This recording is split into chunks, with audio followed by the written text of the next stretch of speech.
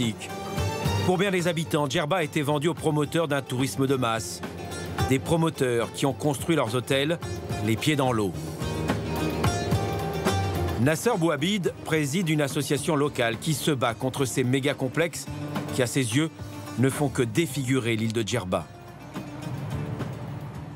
Ceux ou celles qui sont désireuses de connaître l'état des lieux qui caractérisait la côte nord-est de l'île, ils n'ont qu'à venir ici, dans cette partie ou dans cette zone qu'on appelle communément la zone Ras El Mal, pour vraiment connaître de visu comment était Djerba il y a 40 ans ou même plus. C'est-à-dire que Djerba ressemblait à ce petit paradis. Tout à fait, tout à fait. Et sans exagérer, je vous assure que toute la côte nord-est, actuellement couverte par ces unités hôtelières, ces méga-unités, était pratiquement, elle avait la même allure et le même aspect que celui que vous voyez actuellement. Regardez ces dunes bordières à la beauté indiscutable.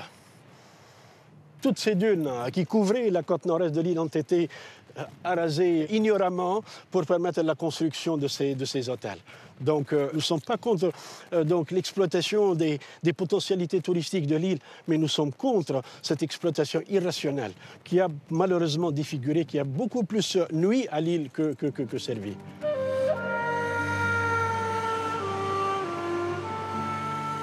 Je dois rappeler à ceux qui l'ignorent que l'île de Djerba avec les îles de Kerkennah sont les deux îles les plus menacées en Tunisie du fait du réchauffement climatique. Avec l'élévation du niveau de l'eau, et donc il y a une érosion marine très accentuée, une salinisation de la nappe phréatique, il y a une submersion de la nappe littorale. Et évidemment, il y a chute de la production agricole, il y a donc abandon de la campagne et toutes les conséquences qui s'en suivent. Pour lui, l'île de Djerba, en s'abandonnant aux sirènes du tourisme bas de gamme, a vendu son âme au diable. Aujourd'hui, la nature, dit-il, reprend ses droits. L'île est l'une des plus basses du bassin méditerranéen, l'une des plus sensibles à la montée des eaux. C'est dans la zone d'Aguirre, où sont installés la plupart des complexes hôteliers, que les menaces climatiques sont les plus fortes. Deux scénarios sont déjà envisagés. Une montée des eaux de 25 cm avant 2030 et de 50 cm en 2050. Anis Lawel se définit comme l'homme le plus chanceux de Tunisie. Et pour cause. Entrepreneur, son métier est de réduire l'impact de l'érosion et de la montée des eaux. Infrastructure routière ou touristique. Ici, sur l'île de Djerba, il suffit de suivre ses pas pour comprendre que les chantiers sont multiples et variés. Ça, c'est l'appauvrissement en sable qui cause donc l'apparition de ces rochers. Non seulement on n'a plus de plage à cause de l'érosion, mais aussi on ne peut pas se baigner dans ces zones-là, parce que ça devient dangereux pour les baigneurs. Plus loin, c'est une route littorale qui a disparu sous la pression des vagues et des déferlantes. Voici, là, c'est le prolongement de la route qui était construite donc, il y a une trentaine d'années. Et on remarque bien que pratiquement il n'y a plus de plage et que l'érosion marine a provoqué aussi l'apparition de rochers. Donc les plages, on ne peut plus se baigner, hein. On ne peut plus pratiquement se baigner. Et son inventaire n'est pas terminé. Rien qu'à Djerba, c'est près de 10 km de côtes qui sont gravement affectés par l'érosion et l'irresponsabilité de certains professionnels du tourisme. Là, les gens construisent en dépit du bon sens aussi, hein. Là, les gens construisent carrément en pied dans l'eau et voilà le résultat. Donc, il n'y a pas un respect d'une distance minimale qui est normalement de 50 mètres par rapport au trait de côte. En Tunisie, à votre avis, il y a combien de kilomètres de littoral à protéger? En urgence, on peut parler de 300 à 400 km à protéger en urgence. C'est énorme, c'est colossal comme chantier. Oui, c'est énorme, oui. Mais de toute façon, il faut toujours penser à faire des solutions de longue durée, à penser au long terme. Surtout avec les changements climatiques, Surtout avec les changements climatiques, parce que ça ne sert à rien d'investir pour des solutions de court terme. Il est vrai que jusque-là, personne ne se préoccupait des conséquences de la montée des eaux. Mais ces dernières années, la situation est devenue critique. Pour conserver leurs touristes et leur chiffre d'affaires, les hôteliers font donc appel au service d'Anis Lawel.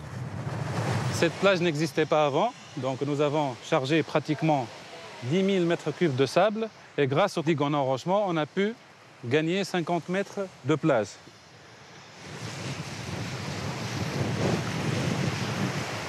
On sent que c'est un travail de titan là aussi. Hein. Oui, c'est un travail de titan parce que là, on essaie de donner aux hôteliers un produit esthétique. Au-delà du rôle de protection contre l'érosion, ces digues sont construites de façon à ce qu'ils servent aussi à être des bancs de pêche, à servir de passerelle, à donner un nouveau produit touristique pour l'île de Djerba. Près d'1 million d'euros pour construire ces 2 digues.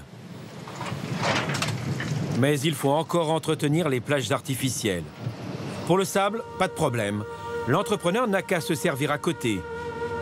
Le port de pêche a été tellement mal conçu qu'il s'est ensablé.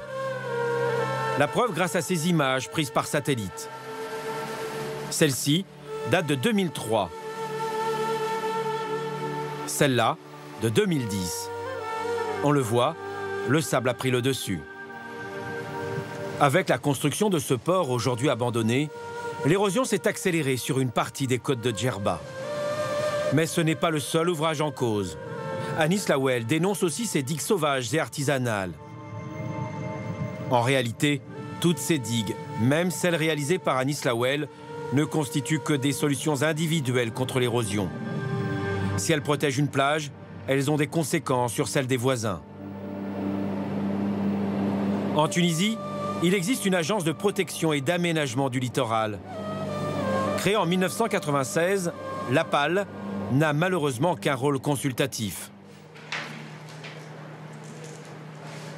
Elle ne peut que rarement intervenir pour interdire ce type de construction. Le promoteur hôtelier qui construit des digues à Djerba, il a le droit ou pas? Il n'a pas le droit. Et pourquoi il l'a fait? Pour lui, c'était pour essayer d'avoir une plage. Avec le problème d'érosion qu'on constate au niveau de la zone, il a essayé de trouver une solution pour lui sans réfléchir à l'ensemble des hôteliers. Est-ce que ça va être dramatique pour les autres? Pour les gens qui viennent après. Oui, mais est-ce que l'APAL avait les moyens d'interdire? Bien sûr.